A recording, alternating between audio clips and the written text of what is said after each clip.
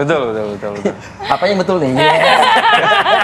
Apa yang betul? Mas Umam, ini Anda melihatnya sisi positif nggak sih kalau misalnya pernyataan Pak Mahfud MD tadi, meskipun tadi juga sudah dijelaskan secara teknis ya, secara konkret gitu oleh KPU dan juga Mbak Titi.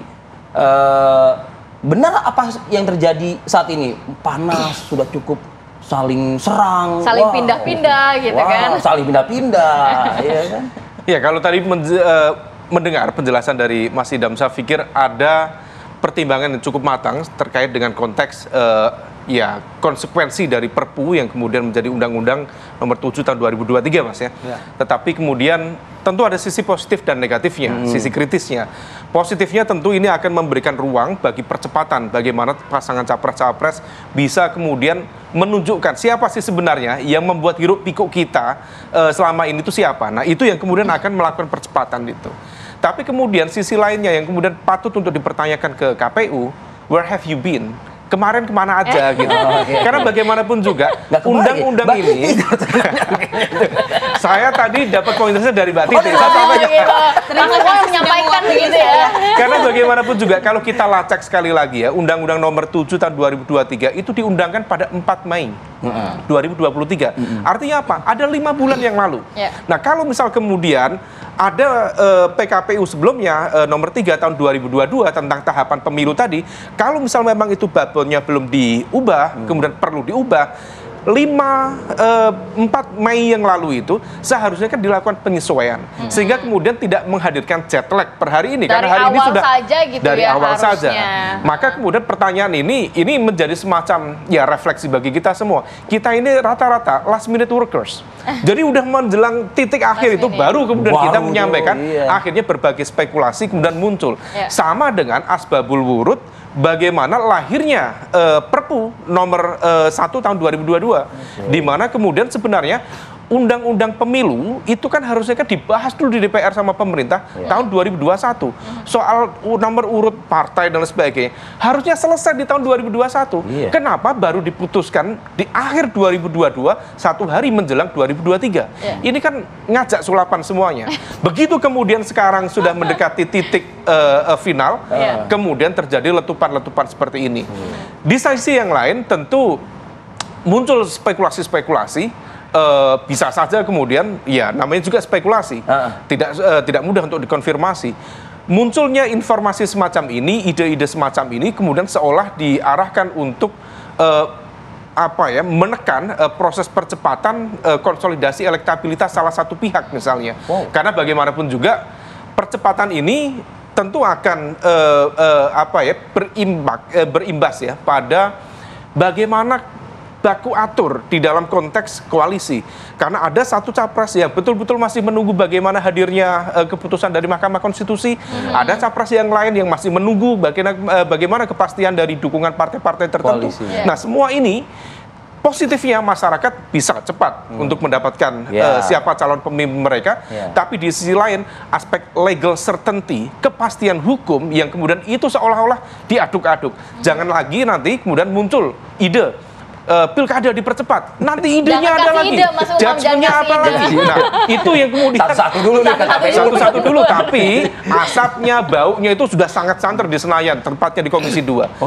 Ya, saya pikir itu nanti topik yang lain. Tapi jangan sampai ide-ide semacam ini tadi kayak menekan elektabilitas itu tadi ya. Who knows? Ini spekulasi, tapi kita bisa uji nantinya. Jadi kita nggak akan lihat last minute tunggu-tungguan lagi dong sekarang ya? Harusnya iya. Udah gercep nih, gerak cepat nih kayaknya partai politik. Dan ini akan memicu percepatan selanjutnya. Mas Idam, kalau melihat ini kemana aja KPU? Kok baru sekarang, nggak dari awal gitu kan? Kalau ditanya where have you been? Where have you been? Kami selalu ada. Gimana tuh Mas menjawab? Ngapain aja? Nggak apa-apa. Mas Umam ini bagus untuk demokrasi. Betul. Kita butuh komentar-komentar beliau ya. Maka sering-sering lah beliau hadir di sini. Tapi kenapa nggak dari awal kalau kata Mas Umam? Kenapa baru sekarang begitu? Boom begitu kan? Sekarang pertanyaannya, apakah hanya satu tahapan yang diselenggarakan oleh KPU? Banyak. Nah, itu udah terjawab. Ya. Artinya maksudnya apa? Maksudnya banyak yang dikerjakan, banyak yang diurus. Dan mesti diingat bahwa proses legal drafting itu tidak hanya KPU sebagai legal draft tertunggal, tapi juga ada pihak-pihak lain yang harus kami libatkan. Mention diantaranya. ya kami juga mengedepankan pendekatan deliberatif, ya. Terus juga kami harus melakukan konsultasi, ya. Terus juga kami harus lakukan harmonisasi. Ada banyak aspek yang harus kami pertimbangkan. Yang jelas itu semua dalam konteks efektivitas pelaksanaan manajemen tahapan. Tapi ini hanya tahapan pendaftaran saja yang dirubah begitu ya tanggalnya. Tapi Bukan ada dirubah. tahapan lain yang diganti nggak ada ya Mas? Bukan dirubah, disesuaikan. Disesuaikan ya. Seperti itu.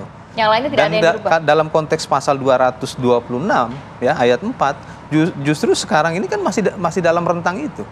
Kecuali kami melampaui pasal 226 ayat 4 yang paling lama 8 bulan. Jadi sebenarnya nggak masalah. Ini kan problemnya, pertama persoalan kita nggak terbiasa membuka undang-undang pemilu. Yang kedua, ketika kita bicara tentang politik itu selalu dalam perspektif, oh ini ada konspirasi, ya kan? Ada prasangka di sana, tapi nggak masalah. Spekulasi Mas. Ya, itu aja. Dan ini kan sebenarnya diawali dari framing media dalam menulis judul di portal. Ini kita di media loh nih. Media lagi nih. Dicek itu saya cek, oh ternyata ini diawali dari framing pemberitaan. Oke. News framing awalnya. Bahasanya dipercepat, saya sudah sampaikan. Ini nggak dipercepat, disesuaikan. Tapi wartawan nggak Menyadur pernyataan tadi mungkin kan? Menyadur pernyataan tadi Iya, Mas gitu loh. seperti itu. Nah, tabayun nih kita kan Tapi nggak sedap apa-apa. nih gitu. Kami hormati kebebasan pers. Oke. Ya. Nah, Oke. buktinya kami hadir. Ah, iya. Mbak Titi, ada mislek memang tentu pasti ada kan begitu. Kira-kira itu drive-nya drive politik atau apa kalau Mbak Titi melihat? Kalau saya melihat ini masih drive hukum ya. Bener nih. Ya karena ada pasal 276 ayat 1 Undang-Undang 7 2023 yang memang tidak bisa dihindari. Jadi itu memang harus dilakukan, pilihannya hanya dua. Apakah mengubah durasi pendaftaran menjadi lebih maju, ataukah kita memperpendek masa kampanye? Kalau saya melihat memperpendek masa kampanye bukan opsi. Oke. Mbak Titi, tapi sedikit Mbak, kalau kita melihat dari Nah. jadwal lama dan jadwal baru, ini kan biar pemirsa Iya, mendapat iya. pencerahan ya.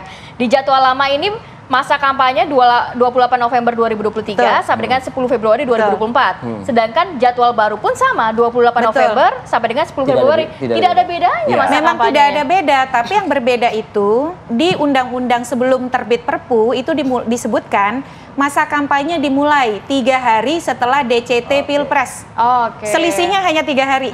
Di Perpu atau undang-undang yang baru, masa kampanye dimulai 15 hari setelah DCT Pilpres. Dari 3 jedanya menjadi 15. Yang digeser harus yang mana? DCT-nya kan? DCT-nya. Nah, kalau menggeser masa kampanye, wah ini luar biasa kita ruginya sebagai pemilih. Ini sebenarnya salah satu kritik terbesar adalah mengapa sih KPU memilih hanya 75 hari masa kampanye? Ya. Dulu 2019 itu 6 bulan 3 Cukup minggu. lama ya, Kalau sangat saya senangnya masa kampanye lama, walaupun dibilang ada polarisasi dan lain sebagainya. Tapi hari ini kampanye di luar jadwal jalan. Kita setiap hari Mbak soal Titi yang ngomong, azan, Mbak Titi yang soal ngomong. ketok-ketok lah gitu ya, pasang stiker. Belum lagi, mohon maaf, itu aliran Terus dana. bertanya nggak, siapa pengawasnya kok nggak Nah, ngapa-ngapain? itu dia. Alasannya karena kalau citra diri itu tanpa ada ajakan ayo pilih saya, Oke. tanpa tanda coblos itu bukan ajakan kampanye katanya.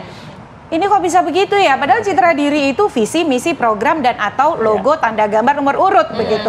Nah ini juga jadi pertanyaan kenapa Bawaslu begitu lentur, begitu fleksibel? Oke. Karena eksesnya Sayang bukan. sekali tidak ada Bawaslu Iya, di sini. sayangnya ya. Eksesnya itu bukan hanya kompetisi yang menjadi tidak setara, tapi ada dana-dana di ruang gelap yang kita tidak bisa akses. Oh, ini kayaknya harus panjang nih temanya. Iya, iya. Kalau panjang kita tidak dulu lagi Mas Umam kalau gitu ya. Yang aman-aman aja lah ya. Kami kembali saat Saat lagi. lagi.